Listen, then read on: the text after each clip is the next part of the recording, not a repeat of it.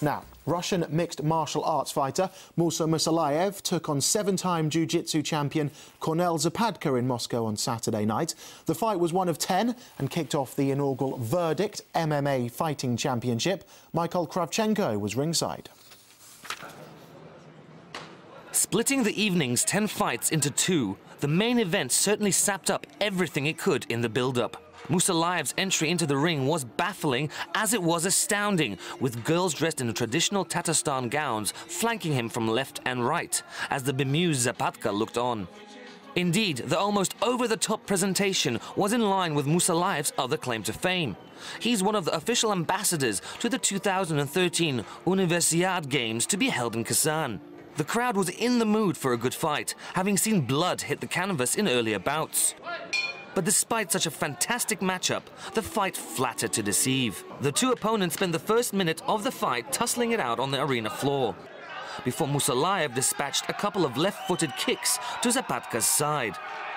The menacing Pole grimaced, and after the medics examined him, deemed him no longer fight-worthy due to a broken rib. But it seems that was Musalaev's game plan all along. When my trainer asked, "Why are you not taking a towel?" I replied, "I can't fight 2 rounds with this guy.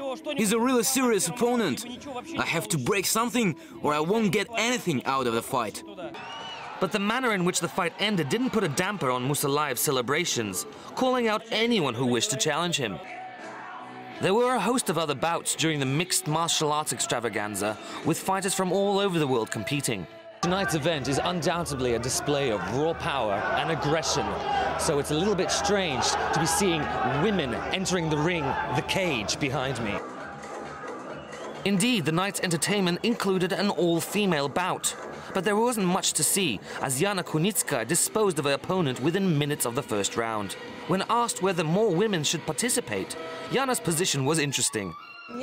I actually prefer fewer women in the sport. I prefer it to be just me among all these men.